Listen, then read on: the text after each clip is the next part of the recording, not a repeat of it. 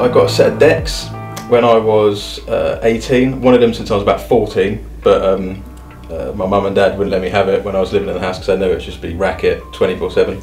So I had to wait for a while, always into music, but at the age of 18 I got decks. Taught myself how to mix in my bedroom on Christmas Day, and then just sort of didn't look back from there, like just kept mixing, got some gigs, went abroad. I went to Amalia and played abroad with a few people, and met some producers, and yeah, that's sort of how it's come about from there really. Just started DJing and then just went into production as I wanted to play my own tunes out really.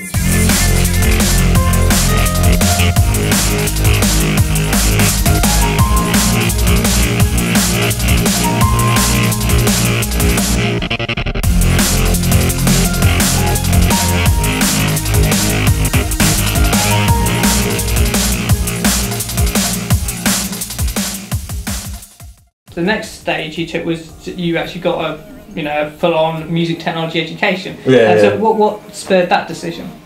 Basically, I thought I could do it on my own, and I thought like everyone does it when they start making tunes. They make one that they think, oh, this is amazing, and this is just so good, and you play it to all your mates, and because they're your mates, they tell you it's amazing. And then when you actually send it to people, or you listen to it compared to other people's, it's not really that good. And there's only so much you can learn on your own. And I just wanted to not only get into the techniques of production, but the other aspects of it, like the building the equipment and what goes on after you've made the tune, and like post-production. So yeah, it was just sort of a first for, I really enjoyed what I was doing, but I wanted to learn more, and there's only so many YouTube tutorials you can watch, do you know what I mean? So So what was the course you actually did? It was at the ACM? Yeah, it's ACM. First of all, I did a DJ course at the ACM in 2004, I think, which was like a high national diploma, DJ skills, and just an insight into production, where you got to play at the mixing desk and stuff like that. But then I went back 2 years ago and did a degree in music production, creative music production, which you get to do a little bit of business, a lot of engineering, and just a lot of history as well. And yeah, so it went from high diploma and then to honours degree. Because I suppose there's obviously a lot of pros to doing that sort of thing. But I suppose there's another way of looking at it. There are a lot of people in electronic music and urban music who are self-taught. Yeah. And some might argue that if you have a structured education system rather than picking it up yourself and learning your own way of working, that you might get stuck in kind of a rut, and you're stuck into one kind of way of doing things and you can't see beyond that. Do you think that's true, or do you think it's... Very. It was me. I was stuck. I had my laptop. I had Reason, a little crack version of Reason, and all I was doing was my mind was set was that this is obviously how you do it.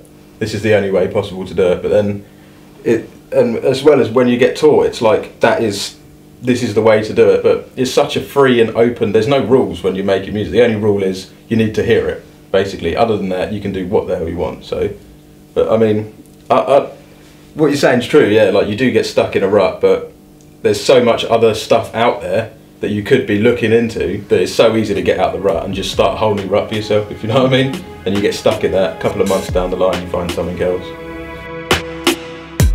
You were finally free.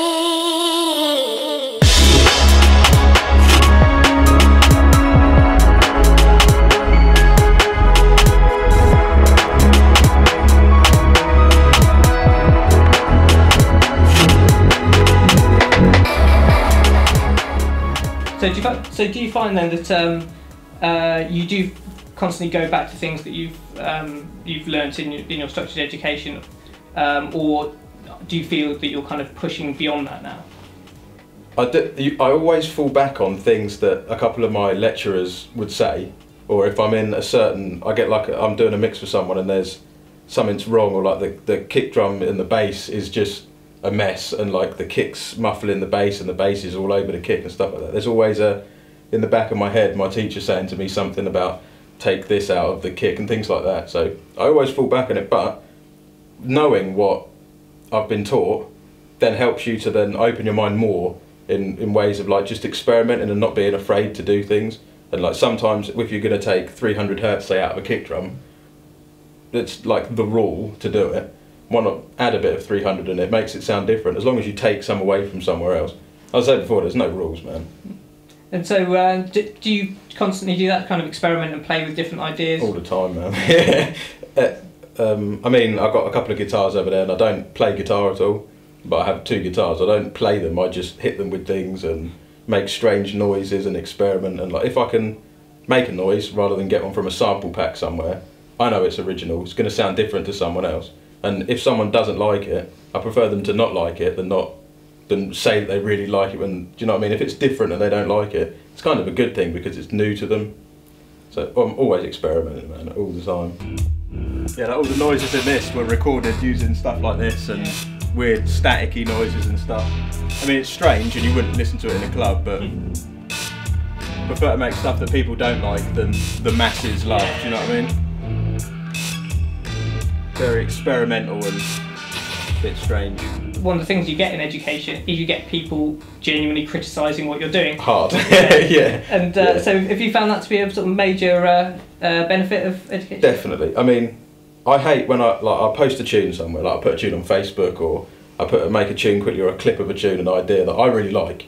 I put it on SoundCloud or Facebook, and then you say, have a listen, comment. Everyone's like, oh yeah, it's really good. I don't want to hear that. I want to hear, don't like that, or change this in it. And like in college, it was like nerve-wracking. You'd walk in and you know, like, this is show your tune day or something, put your tune in, and you just look around the room and everyone is in the same boat as you, and they want to be better than they are. They think they're alright, but they know that they can be 100 times better.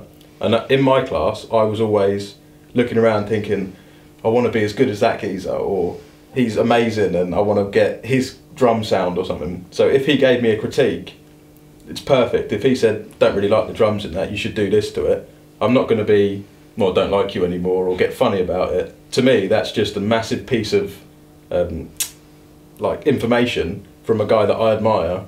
Like when in college, the amount of people that are around there, like the amount of people that you meet that you end up admiring or that you would have heard of before and not realise that that's the geezer sat next to you. It's brilliant, man. Like never look at criticism bad, because sometimes it's jealousy and sometimes it's people actually are going to help you out, and if they think it's going to be good by what they're telling you, that's another person you've got on board for what you're doing. So do you find that the kind of group mentality of being at college and studying, do you think that I mean, is there a strong group mentality there, or do you feel like you're in there competing with everyone else, or do you feel like everyone is there to kind of help each other? It's a bit of both, really. It's like sometimes, I mean, in our class in our university, there's obvious groups. I mean, there's people that make like electric music, like electronic music and dance music, and there's the musicians and like the rock people. But depends what you're doing. Like if you're collectively listening to everyone's music, everyone's got an open mind and everyone wants to help. And like for me, if I make electronic music and there's a group of people that are in a really good rock band, I may not listen to rock, I appreciate it, but I may not listen to it. But if I listen to something in their song, I'll take that home and then think, I could use that, or I could use what they're doing with what I'm doing. So there's a good like camaraderie between the people. But then if we're doing like a group thing, there's definitely sort of barriers where there's competition and like someone plays something and then your little group sort of look at each other and think, yeah, this is a bit better than that. Or like you look at them and think, Jesus, that was quality. Like you want to get yours back and stuff like that. But yeah, a bit of both really. But I suppose competition, you know, that can be good for you, can't it? It can help you push you. I mean, the competition, there's competition, but it's always friendly. I mean, there's no malice in any of it. Like we're all in the same boat at the end of the day, so. Yeah, and I suppose this drawing on other genres and taking bits of that, it seems to be happening more at the moment. Mm-hmm. I mean, there was a time when people would define themselves, I am garage, I am drum and bass, I am techno. Yeah. But now there seems to be a lot of sort of cross-pollination between genres. Mm-hmm. I mean, even stuff like folk is, I mean, like Ed Sheeran, he's a folk guitarist, and then suddenly he's massive in grime. Like, how did that happen? Yeah. But I mean, do you feel like in music generally we're sort of moving into a sort of, you know, maybe even a time when the genres disappear? Disappear. I reckon now, in terms of music and fashion, this is the 80s. As soon as 2010 started, it was basically 1980, and now we're hitting. It's the same with like the market around the place. Like the money's gone down, big time bust, and everyone's trying to get more money and stuff. It's basically the 80s. The music's the same. It's all synthy, and everyone's going for like. I mean, pop music now. I mean, in the 90s, pop music was guitars and all airy fairy and stuff like that. Now it's like Euro dance, hard electro synths and things like that. So, like, and now what they call R&B, I wouldn't call that R&B nowadays. But genre-wise, nowadays, there's no set. I mean, now you don't get garage now. You don't get like hip hop now. Like it's all sort of under the I mean, hip hop now is 4/4 dance, most of it. Like all the T-Pain stuff is like, he's proper hip hop, considered hip hop, but it's all like dance. So I think the cross genre mesh thing, I don't reckon you could call yourself any specific genre. And if you do, you're just shooting yourself in the foot straight away. Like if you say, oh, I just make hip hop, that means that there's thousands of other genres out there that you're just going to ignore and then not apply to your sort of like. If you make a hip hop tune, why not stick a drum and bass riff in it or something for the first 8? You know what I mean? Why not just experiment with it, really?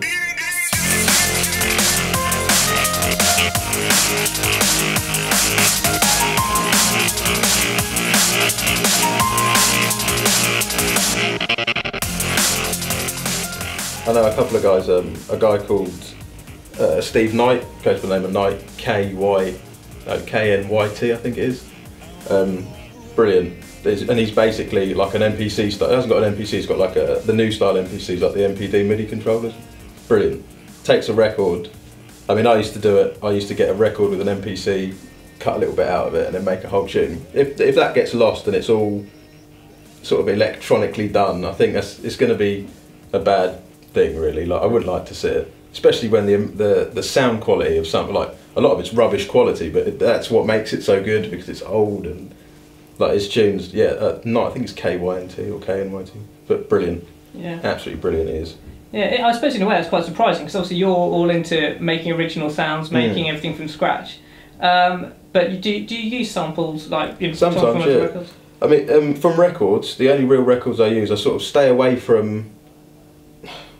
I say I stay away from the 80s, I don't really, but sort of the 70s, I use sort of 70s and 60s records, a lot of soul records, but really I'd use them for about a split second's worth of a violin or an intro, a lot of like crackle on an intro when you hear the band getting ready on records, stuff like that, and then elongate it, make it into an atmosphere. But I try and steer away from sample packs, like just straight getting a loop from a sample pack, dragging it in and thinking there's my beat done.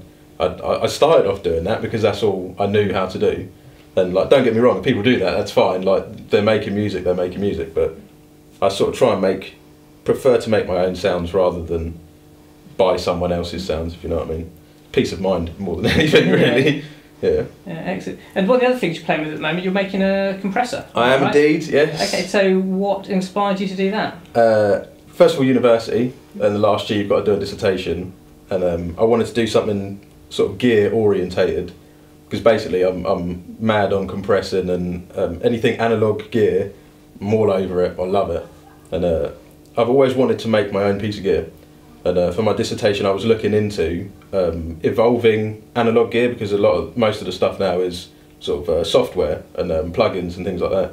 And it's so like analog gear is slowly getting edged out. And I just want to keep it alive, give it a fresh face, but still keep the old ideas and the old circuitry. So yeah, what better time to do it than that? So yeah, started doing that for my dissertation, researching into the best ones, and a couple of the other studios that I work at for other people, they've got really old analog gear, and just using that, comparing it to the plugins, and then it's a lot of work, but love every second of it. And yeah, it's sounding good at the moment, about 75% done, I reckon. So do you think the analog gear is always going to be like have an edge over like plugins? Do you think it's ever going to be possible to replicate that properly? It is. I mean, a lot of things at the moment, like Waves do amazing plugins. Sony, the Oxford stuff, and the Sonox are brilliant. But there's nothing better than I mean, on my software plugins, I had to buy a little MIDI controller with knobs on it, just so it as though I'm doing it. Do you know what I mean? It's just you've got a piece of gear in front of you, and you know that inside the guts of it there's electricity going through it, and you know that it's actually manipulating the sound, and you get to physically change the noise. And you can't do that with something that's in your computer, do you know what I mean, that you can buy or download off the internet. Like, it's a piece of gear, you can touch it and you can hold it. So yeah, I mean, I remember this is something that people used to say about DJing before. This was when CDJs were coming in. Yeah. We were talking about, I could never go to CDJs. I have to be touching it. Yeah. And now there's not even CDJs. It's now MP3s that everyone's using. Even it was Groove Rider who I read the quote. I've got to be touching the stuff, and he's one of the biggest fans of Serato now. Yeah. It's weird. I mean, do you still DJ at all? I don't. I stopped. The last time I DJ'd was about 2.5 years ago, properly, like played out wise. After the second year of Mali, I did Mali for like 6 months, and then again the year after for a full 6 months. It was every day, 7 days a week, from 10 in the night until 6 in the morning, every day playing the same songs, because like you got to accommodate the people that are on holiday, so they're only there for a week, 2 weeks. So when the next lot of people come, you've got to play the same set that you played. Like Tuesday would be the same set every week. So just I started the fun got taken out of it, if you know what I mean. But going back to what you're saying about the touching thing, I was the same. But when I got decks and I heard about CDJs, I was like, decks, man, like it's vinyl. Do you know what I mean? I'm going to go buy some vinyls and that. Touch the CD deck, so much easier, and you can still touch it, and like you're still doing it yourself. Do you know what I mean? And then Serato came out, and it was amazing. And now all you need is a USB stick that you stick in the top of it. I used to carry, like me and a guy, Callum James, his name is Callum J, brilliant DJ. Like we used to like go to places like London and we'd be carrying boxes, and we'd have to like have other people, like my girlfriend had come with me and like a couple of his mates had come to carry our boxes of records. Whereas now you can rock up with like a tiny little like 2 gig chip, stick in one of them and you're away. It's a no-brainer really for me, I think. So do you think that's a bad thing? I mean, I suppose you can't ever say any development technology is either completely good or completely bad. Well, do you think we'll ever see the death of vinyl? No, probably, but I hope no. I hope no. I mean, like I was the same with tape. When I used to have loads of tapes and things like that, and I used to try and mix on my old little tape plaques. I had a little vari-speed thing, but it's like tapes. I was like, tapes will never die. Tapes are gone. Do you know what I mean? It's like vinyls. I was the same. Vinyls will never die. And they've gone up a little bit. They went down big time at the like sort of 2005 of those. Boom! As soon as the downloads started coming in, they went down. But so they're now sort of creeping up independently and independent labels and stuff. But probably yes. Hope no. Hope no. Because I'd love to still be able to keep an up-to-date vinyl collection. Put a record. It's nothing better than getting a needle onto a record. It's amazing. I love it. Yeah, because even the DJ Championships, they've introduced digital mixing technology now. Not me. That was the last bastion of it. Yeah. Defies the object. So we've talked a bit about your approach to kind of sampling and creating your own sound stuff. So if you can just give us a sort of rundown of when you start a project, what's your process of going about that? What, for myself? When you're producing one of your own tunes. Okay. Sort of first of all, sit down, blank screen. Don't listen to anything, and just I like to start with things like strings. So I use a plugin called Omnisphere for that. Like as a plugin again. I haven't got any hardware synths. I will use soft synths, but Spectrasonics synths I think are the best analog-ish sounding. So I like to get like an atmosphere first of all, because I make ambient music. Start with an atmosphere, and sometimes it's just crushed paper in front of a microphone, or knuckle cracks, or rubbing something recorded, stretch it out and make it loads of reverb, really wet and stuff like that, so it's quite creates an atmosphere. And then once the scene is set, I then put a melody down, so some chords, or like chords with the strings, or a little piano, sort of like one-shot melody with a couple of chords in there. And then there's not a real, I haven't got like a real set pattern. Like sometimes I'll start with the beat, or I wake up in the middle of the night and think, oh, I had a dream that I was listening to a song in a dream or something, and something's come to me, and I'll wake up in the morning, try and put it down. 10 minutes later, that's completely gone, and I've moved on to something else. So there's not a real, I don't have like a set structure of how I make a song. It's based how I feel on the day. The one thing I do is make sure I've got an atmosphere first, or like a deep sort of, if you close your eyes, something like, I put it like this, if I can go to sleep to it and wake up to it, that's how I start my song. Like a nice atmosphere that you can fall asleep to and you can wake up to nicely. Like I'm not into the happy hardcore-ish type stuff I used to be. Yeah, and you were saying that you might start off with an idea and 10 minutes later it's completely different. Yeah. I mean, is that usual? Because some producers say that what they like to do is have it in basically the tune in their head, and then just translate that, you know, into sound. Yeah. But do you tend to like just let the music kind of take you where it goes? Yeah. Or? I mean, it's a quick way to be disappointed for me anyway. If I have an idea in my head, I'm never going to get that idea perfect to the first time I thought of it. And I'm just going to be disappointed. I'm going to keep on going and going and end up making it worse and worse. So I find if I have an idea and I start with it, and then I start to think, oh, I'm going a bit off course, instead of stopping myself and going, stay there, keep on doing this, go off course a little bit. If the off course doesn't work, you can always fall back on what you were doing before. And in some ways it helps you out because you've gone off on a completely different tangent, done something, you're not feeling it, and you've always got the original idea to fall back on.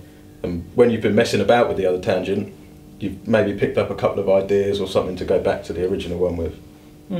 So it's say for someone just kind of thinking about starting or just starting out on the road to being a producer, would you say you would recommend straight away going for the education route that you went down, or do you think they should kind of play around with it a bit for themselves first? Or? Definitely. I wouldn't go like straight into education, like, because I mean, first of all, it costs money. And it's not one of those things that you want to put a lot of money into. You end up being in debt because it's student loans and course fees and things like that. So definitely think about it. But I mean, I didn't start doing it with education. I started doing it on my own and trying to learn as much as I could on my own. And then once I realised, yeah, this is what I want to do, and this is what, career-wise, this is what I want to do, the next step was for education. So I'd say do it on your own back first. If you've got a day job, don't quit it. Because I quit my job and just started making music, because I thought it's going to be easy, and it's not easy. So keep your job, come home, look forward while you're at work all day to going home and making a song, put your heart into it, make it, and then if you really want to do it and it turns into more of a career path than a hobby, go down the education route. I advise anyone to do it, but definitely think about it before you just jump in and do it.